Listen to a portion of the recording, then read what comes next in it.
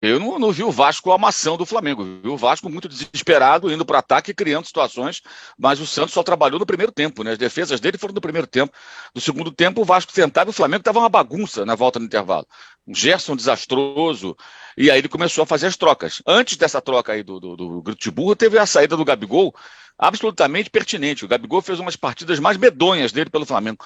Não acertou nada. Perdeu um gol no primeiro tempo na bola do Pedro, que caiu no pé esquerdo, ele caiu sozinho, chutou um peteleco, errou uma bola, um passe fácil no começo do jogo, que gerou um ataque do Vasco, e o Davi Luiz acabou fazendo a falta que gerou o cartão. Errou passe simples, não deu sequência às jogadas e saiu do jogo. Na hora que entrou Everton Ribeiro e Vidal, mesmo sem jogar bem, o Flamengo ocupou mais ali o meio campo, conseguiu dar uma equilibrada, porque estava tudo muito aberto. Havia um buraco ali, um espaço, e o Vasco estava indo para cima do jeito que era possível. Tanto o Vasco não estava brilhante que o Pedro Raul saiu. O centroavante saiu para entrar o Ignaldo. Ele colocou um cara mais rápido ali para tentar com a correria e até deu certo na jogada, uma jogada do erro do Gerson, que o Ignaldo ficou com a bola, arrancou e sofreu uma falta próxima da área.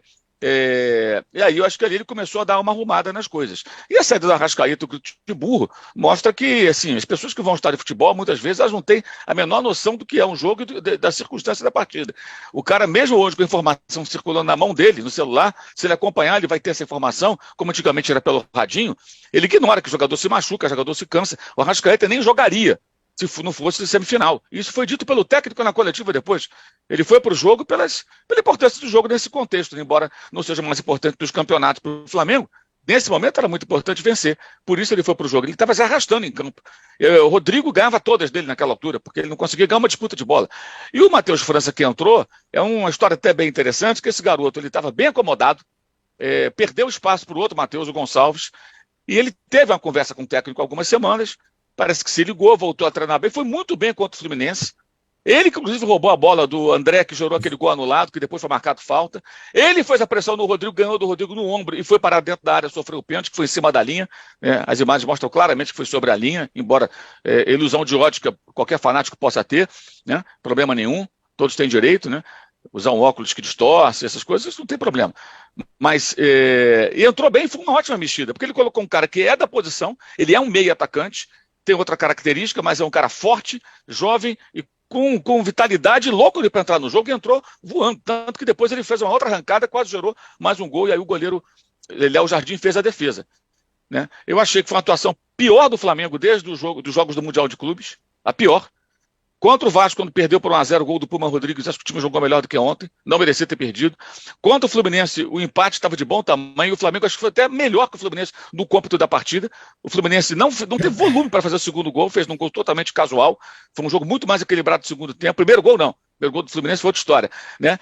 E é curioso, porque o time jogou mal, mas fez 6 gols no Vasco. O Fluminense fez 7, 8 na verdade, no Volta Redonda. E sem quadrado, hein? Sem quadrado mágico. E sem um quadrado. O Flamengo fez 6 gols, tem vários problemas defensivos, tomou outro gol de cabeça, muito vulnerável, alguns jogadores individualmente muito mal, e outros muito bem, como o Fabrício Bruno dos Santos foi bem, o Ayrton Lucas excelente. Ayrton Lucas, aí o pessoal fala, os 3 zagueiros do Flamengo não combinam. O Ayrton Lucas nunca estaria dando bote lá no campo de ataque na origem do primeiro gol, se não tivesse um trio de zagueiros a sustentá-lo. Se ele tivesse postado uma linha de 4 naquele momento, ele estaria mais atrás. Ele estava lá na frente atacando e roubando a bola para iniciar a jogada do primeiro gol, porque estava jogando mais à vontade. E é isso que o técnico quer, já que ele não tem 2 pontas e um atacante, ele tem que liberar jogadores pelos lados para agredir. Já o Cebolinha não se adaptou ali do lado direito, acho que não dá para acusar, e também não tinha muita opção. Para o torcedor do Flamengo que não sabe, o Mateuzinho quebrou a perna, o Varela não tinha condições para jogar 90 minutos, e o Wesley, que é o jogador da base, também volta de contusão. Então ele não tinha lateral direito, tentou com o Cebolinha. A outra opção seria colocar o Matheus França ali. Talvez fosse um desastre também. Mas o garoto ficou do banco, entrou e acabou resolvendo. Achei o jogo ontem mais equilibrado, com domínios do Vasco em alguns momentos, mas muito em função pelo cenário que o Vasco tinha que vencer do que por qualquer outra coisa. Eu vi elogios ao time do Vasco que não consigo entender. Eu acho que o Vasco teve uma semana que ele tomou 6 gols do Flamengo, foi eliminado pelo ABC e teve gente elogiando o Vasco. O mundo está maluco. O mundo está maluco. Não que o Flamengo esteja bem, não. O Flamengo está muito aquém do que deveria estar. Muito aquém. E é lógico que as cobranças críticas são pertinentes. Mas essa coisa doentia, como disse o Juca, isso não tem jeito. O cara só quer ter razão.